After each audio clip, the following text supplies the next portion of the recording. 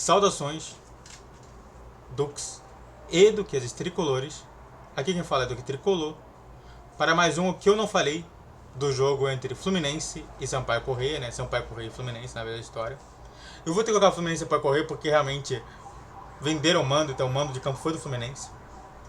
Então, sente no sofá ou na poltrona, deite na cama, relaxa, me escute e entre no meu divã. Bom, para quem não sabe, esse aqui é um quadro que eu falo dos jogadores específicos no jogo pontual ali do Fluminense. Então vamos começar falando sobre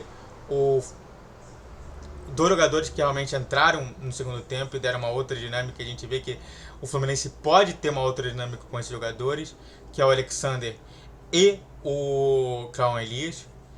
Qual foi a outra dinâmica? Foi uma dinâmica de contra-ataque. Sabe, o que sempre falta pra gente é isso. Essa dinâmica, essa falta, essa ausência, que sempre prejudica o Fluminense. Que sempre o Fluminense não consegue fazer. Mas com esses dois fizeram. Foi até uma coisa inovadora pro Fluminense. Contra-ataque e inovação pro Fluminense. E esses dois conseguiram fazer isso quando eles entraram.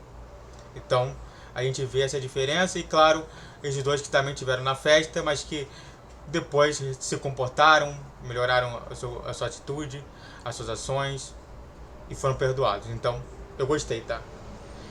Vai ser uma ótima adição porque não temos Lelê, o João Neto foi emprestado, o John Kennedy afastado, então sobra o Cauã Elias justamente para se tornar o segundo centroavante do Fluminense.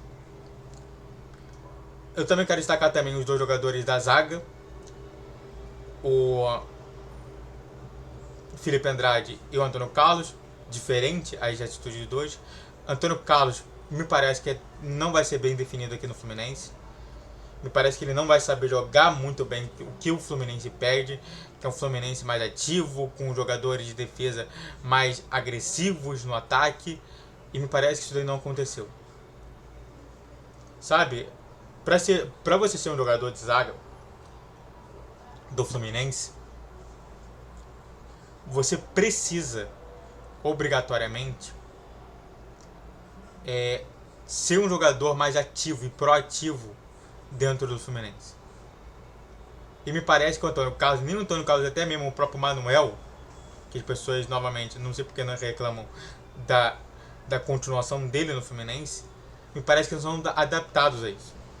Enquanto isso, o Felipe Andrade me parece ser muito bem adaptado e merece muito mais chances de até ser um reserva, um terceiro zagueiro, né?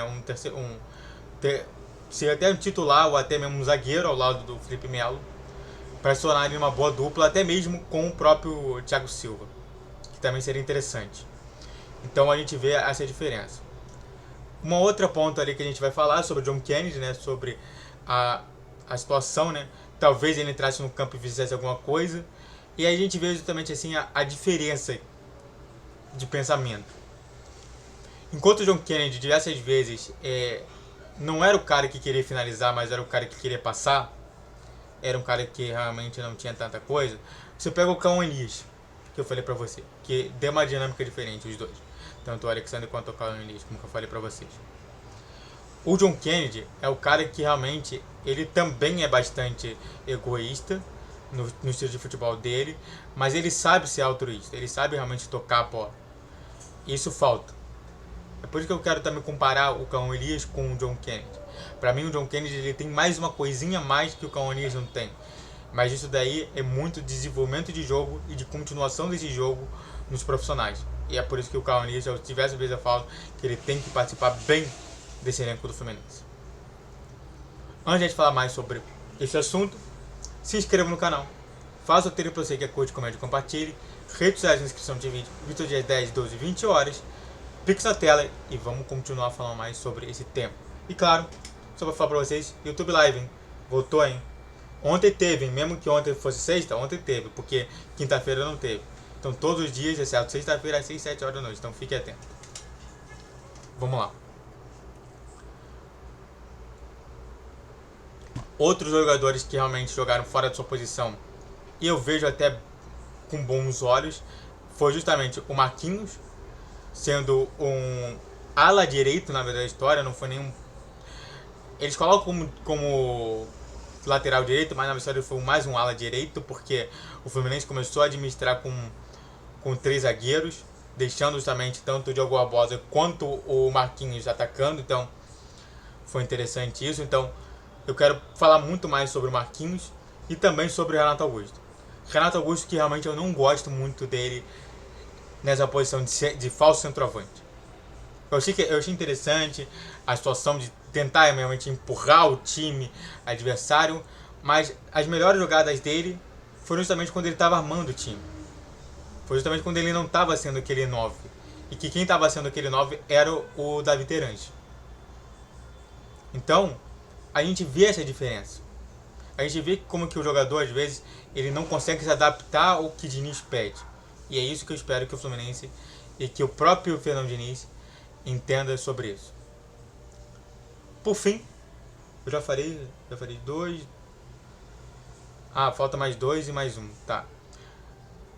Outra situação, a gente está vendo o John Ares e o Marcelo, que sempre estão ali como titulares. E na minha concepção,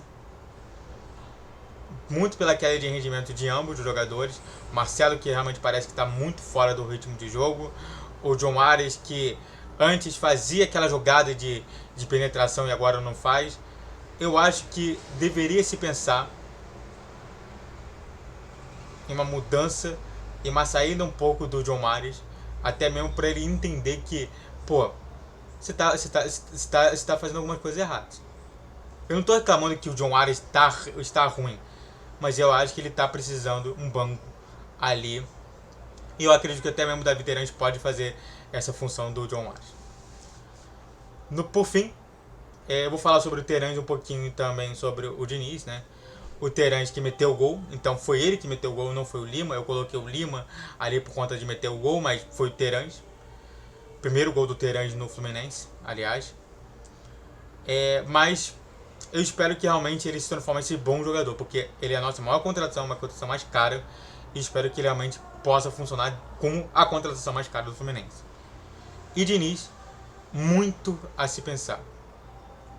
Precisamos falar de Diniz, porque Diniz parece que não colocou ainda o time 100%.